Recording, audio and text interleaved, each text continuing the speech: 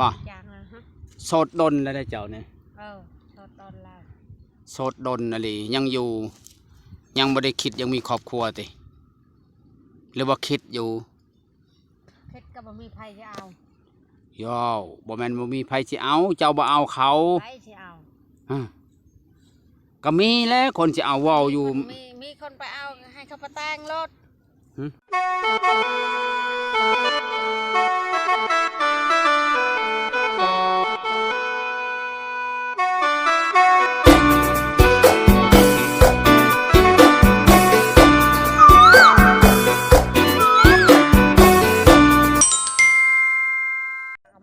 บ่โสดดนแล้วได้เจ้าเนี่ยโสดดนแล้วโสดดนอะไรยังอยู่ยังไม่ได้คิดยังมีครอบครัวติหรือว่าคิดอยู่คิดก็บ่มีไผจะเอาย่อบ่แม่นบ่มีไผสิเอาเจ้าบ่เอาเขาไผสิเอาก็มีแล้วคนสิเอาเว้าอยู่มีคนไปเอาให้เขาไปแต่งรถให้เขาไปแต่งรถมาขอก็แล้วว่าจะมาแต่งมาขอมาแต่งนั่นแหละมาขอมาแต่ง มาขอมาแต่งอยู่ก็อยู่ชื่อๆได้บ่คือเฮามีครอบครัวได้มีผู้เบิ่งผู้แยงเวลาเจ็บเป็น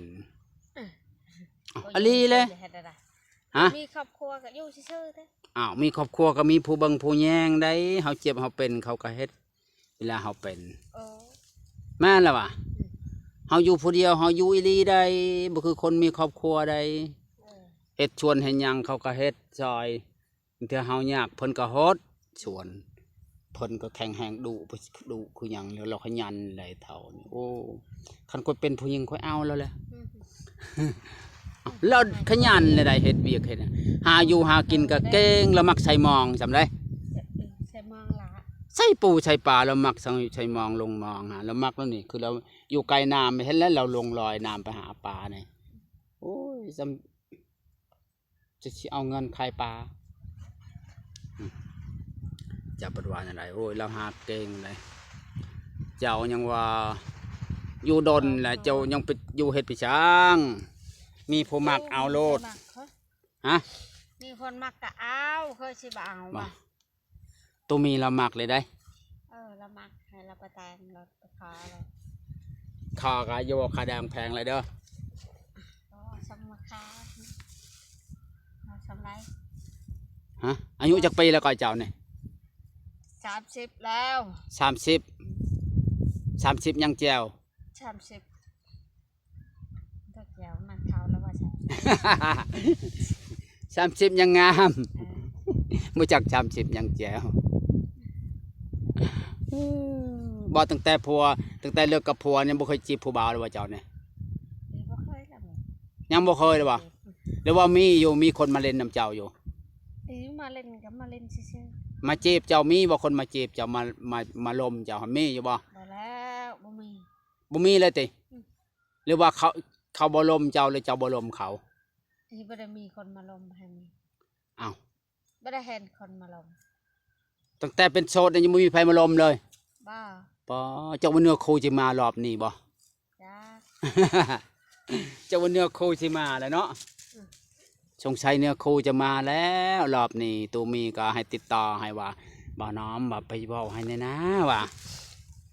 สิว่าถามให้แน่ว่าราคาจริงเรากุ้ยคันเรามามันนี่พี่เฮ็ดหัวซอยเลยเนี่ยเขาว่ายุดก้อนมืออื่นให้เราเฮ็ดซอยใช่ไหมเป็นแค่มาคลิกมาลายนี่มาปวนเป็นโปกนี่โปกแล้วเราโอ้โหเราเฮ็ดซอยเขาเดียวจะได้ผักยังแน่ปลูกเนี่ยไม่เอายังแน่มาปลูกคอยสิบอกให้เราซื้อมาฝากเอาว่าผู้บ่าวซื้อมาให้ที่เจ้าจะปลูกเนี่ยเจ้าจะปลูกอีหยังปลูกมันเจ้ากับอะไรเด้อมักแตงพอได้กินนะเนาะพอได้เป็ดกินเนาะมักแตงขางน้องแตงจริงน้องแตงกวาเขาเนาะมันมาต้นกับปลูกใช้ผักชีจะไม่ได้ปลูกบ่ผักชียังไม่ได้หวานผักชีลาวหอมปลอมเลยจ้ะมีเหรอปลาเมื่อไรผักบงเมื่อไรท่าแต่ผักชีบ่มีผักชีลาวบ่มีลืมเชื่อแบบนี้ต้อง10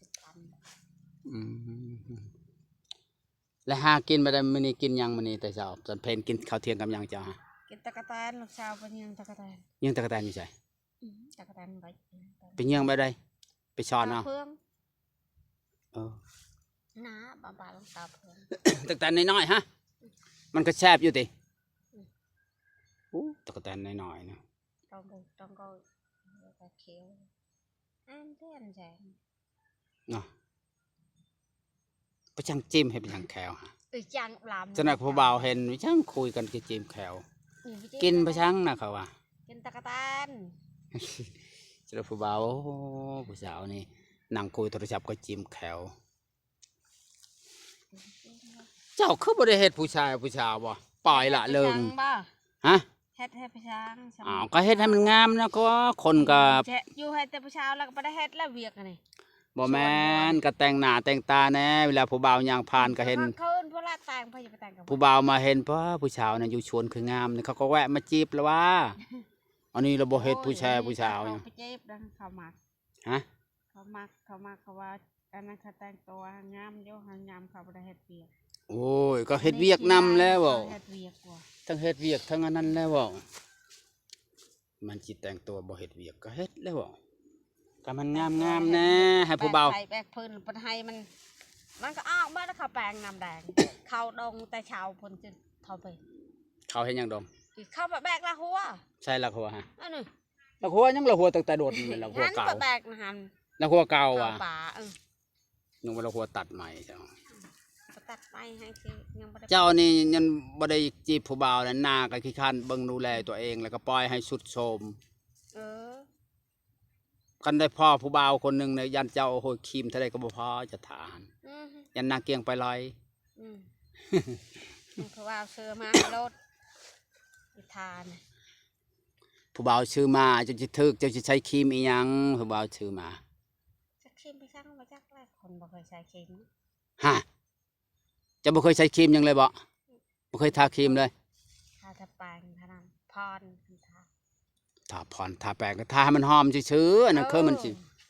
สิขาวเว้า ปันแปงทับอะไรเข็มจะเคยเจาะ คำบ่ใช้ครีมมันจังหน้าเกลี้ยงหน้าขาว มันหมกบักวะ เคยครีมแบบบ่ต้องใช้ได้โลชั่นฮะคันโลชั่นมันกัดหน้าครีมธรรมดานี่เด้ที่เขาใส่ฮะ พรแล้วนะ จะเฮ็ดผู้สาวแน่เจ้ายังหนมยังน้อยอยู่ คนก็ยังบ่ได้แก่ปานใด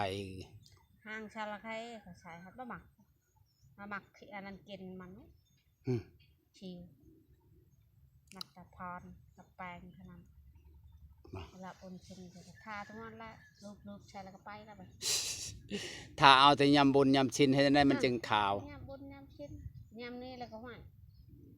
เป็นมาเพนกว่า ใช้แต่มันคิดอันนั้นอาบน้ำใช้แต่สบู่ บ่ ก็ไปแล้ว เป็นมาเพนแน่ว่าฮะ อืม ขอบ่อย่าเฮ็ดจึงฉันอยู่เฉยๆก่อน ทีนักคันโหวะ โอ้ยจะได้แย่หูจะได้จิ้มแขวจะได้เขาว่าผู้สาวนายนี่เฮ็ดปีสังบ่ได้อยู่ซื่อๆแล้วเขาสิว่า คันโห โอ้จะได้คันหูจะได้คันแขวจะได้คันผมพง นี่ผมพอบ้างนะเขานี่ พี่ช้าง ก่อนอีเขาดองว่ะ มันผู้บ่าวดึงบ่ โอ้คำพูดดึงว่าไฟสิไปดึงอยู่ในดองนี่ เอ้ายันว่าผู้บ่าวดักอยู่ดงอยู่ป่าบ่ นี่ถือว่า จะว่าผมยองๆหมด ชนนี่แหละเห็ดหมดมือ ยันว่าผู้บ่าวลากเข้าป่า ยางอยู่ในชนเนี่ย ระวังเด้อผู้ชาวว่าลากเข้าป่าบ่ได้จือนาเขาบ่ได้ห้อยบ่จักได้บ่จักพอเขาได้บ่จักพอเด็กน้อยตายแล้ว ห้อยพาพันเขา เอา ใหญ่ตะกอง บ่ เก็บพันตาคาง บ่เฮ็ดจังมื้อเลยเฮ็ดชวนเนี่ย นี่ห้าก็เฮ็ดมือนี่ชวนนี่ห้าก็เฮ็ดตอนเช้า อันนี้หากเฮ็ดมื้อนี้ตัวนี้ฮะ เออ คือขุดไว้แตะดนล่ะฮะ อีกคดแต่ว่าหัน อืม คนนี้อยู่บริเวณเวียกผู้ชายแล้วก็คดปลาเมียน บ่ได้ไปหาขุดบ่ตัวนี้ไปหาปูหาขุดเขียดบ่ ไม่ได้ไปเนาะ บ่ได้ไปหานังยานางขาย ห้าก็หยดมือนี่มาเอินไปเอาไล่ยานาง เขาสั่งบ่จะไปเอา ไม่ใช่อะไรยานางลาย จักแล้วเฮาก็บ่เคยไปหา นั่นเรา เราข่อยก็มีอยู่ดอกครับจักลายบ่ลายข่อยก็บ่ฮู้เขาเอาเลยเด้อในชนยางเขามันจะหก โดยเฉพาะอะไร บ่ไม่จะพูดบ่ได้เอา เนี่ย เขาเอาใส่แกงหน่อไม้หั่นเด้ เราจะเลิศจะละมุน อืมเขาเอาใส่แกงหน่อไม้เขาบ่ได้เอาหลาย หายบันเซ่เสร็จ มะนาวเปล่าไปเพื่อ มา เอาเดินไปมา คันค่อยเว้า ฮะ ตัวมีมักเจ้าเลยได้มันค่อยเว้าเล่นได้ มักก็ให้เราไปแต่งนั่นเด้อ เจ้าหับได้บ่สำลาวสมมุติว่าเรามักเนี่ยหับได้จ้ะบ่ ได้อยุคนเรามีเงินมาแต่ง มีบ่มีเดี๋ยวก็ค่อยคุยกันชวนว่าเจ้าตกลงนี่กะว่าแพงแต่ว่าค่าสินสอดนะ นี่30แล้ว บ่ลดแล้วว่า30 ล้านนะ บ่ลดแล้ว อ๋อโตซ้ำผู้สาวซ้ำน้อยบัด ได้ นี้ 30ล้านไปซ้ำประชาชน อ้าวซ้ำไหนแล้วสาวซ้ำน้อยก็30 ล้าน ไม่ได้ทำยังไง 30 ล้านนี่บัตรมาคอเนี่ยทอกจาก10 ล้านเนี่ยได้บ่5 ล้านจ้ะค้างไว้ก่อนก็ได้แล้ววะ ถอด5 ล้าน ทอน5 ล้านแล้วว่า10 ล้านวะ5 ล้าน เออ ก็ได้วะ ถอด5 ล้าน บัตรคอเราชูได้ก็ละเอาเราชูได้เราไม่ได้มือเฮือนนั่นแหละวะเดี๋ยวจะชูได้หันหน้ามือเฮ็ดหน้าลาวได้ นายอยู่ไก่ หน้าอยู่โคกนี่เด้ เออ หน้าเราอยู่โคกนี่ไม่ได้ไกลแล้วรถไทยเราก็มี ไก่เรา อาจิมาหาแต่รถไทยนะมีคนขับเด้อเจ้าขับได้วะ ถ้าเราขับก็ได้ ได้ก็ยันบ่เก่งบ่ได้แล้วเฮ้ยจะก็ทูไทยนำกันนั่นแหล้ว โอ้ยค่อยๆขับนี่นะขึ้นนั่นลองเชียร์โฟยให้คักคนมาเป็นขับไปให้ขับ บ่30 ล้านงัวเป็นงัวตายบ่ทองบ่เอาเด้อทองเด้อบ่มีเงินแล้วบ่ ทำเอา มาเอากระยาทองฮะ เออ มันแพงโพดแล้วทองเอาเงินก็พอแล้วแคมหักแพงกันหักแพงแต่งกัน เอาทอง ช่วยหาอยู่หากินเฮ็ดหัวเฮ็ดชวนปลูกผักปลูกหญ้า ขนาดเอาละขี้คานตีคนเท้า ปอแล้วดุได้แล้วขยันได้ ชักแล้ว ยันเจ้ายังบ่ตื่นนอนเราเฮ็ดเวียกแล้ว โอ้ย ปอโธ่บ่แม่นซ้ำเราจะได้ งานอะไรบ้าง คันเราได้และเจ้าคันเราเจ้าได้ลาวปอคันมันขยันนี่ได้เฮ็ดเวียกนี่หาอยู่หากินนี่ขณะเราไปอยู่น้ำคอยนี่คอยบ่ให้เราเฮ็ดเรายังเฮ็ดได้ดุเลยได้ก็ว่าปอตัวมีนี่ยอมรับว่าเราดุเลยได้เราขยันดุมันขยันดีแล้วเราบ่ได้ทาเราฮู้หมดว่าเฮ็ดจังไดเฮ็ดจังไดได้แล้วเบิ่งนี่คือเจ้านี่แล้วเบิ่งเราเฮ็ดเราเองเราบ่ต้องบอกเด้อแบบคนอยากเฮ็ดมันฮู้เนาะบ่ได้ยากได้หักเราให้ถามเจ้าแล้วว่าคอยละว่าบ่แม่ใหญ่น้อยกับชาวเสิร์ชหันเจ้าสิเอาผู้ใดว่าแม่ใหญ่น้อยนี่ก็เอาก็คือสิบ่ได้ลูกเลยเพิ่นว่าได้แก่แล้วคันชาวเสิร์ชนี่คือสิได้รู้ว่าคันเฮาเอาเมียบ่ได้ลูกก็จักสิไผสิเลี้ยงเฮาแล้วเว้าสิได้ โอ้เขาได้ลูกตอนเท้าตายแล้ว เจ้านะ อ่ะ ก็บ่ได้เท่าเลยสำนี่เขายังเท่ากว่าเจ้ายังมี ก็มีหัดเอาได้ลูกชมเท้า มันจะเป็นไปซั่งเจ้ายังสิได้อยู่ได้เจ้านี่แหละมันว่าเจ้าบ่ได้ ว่า เลย วิลในจานคือเราไปแจกซ้ำเป็นยาไอ้กระยา ได้ลูก บ้านก่อน เขานี่30ก็ยังมีเลยลูกก็สิ50แล้วก็หมดเลือดหมดยางแล้วบ่ได้เนาะซ้ำเจ้านี่ยังได้อยู่ได้ ทำบ้านไหนนะบ้านโหยจะ30แต่ซ้ำไปจะว่า40 50ก็นำไปก่อน ได้บ่จำนะ ปัญหามันจะมี หัวประชาละถึงเลยบัดนี้บ่เป็นหยังเนาะเขาสิฟังออกอยู่บ่ชาวเสิร์ชบ่ประชาเผาบรูพี่น้องเอ้ยเราลืมใช้ว่าภาษาลาว มันบีดเหรอบีกู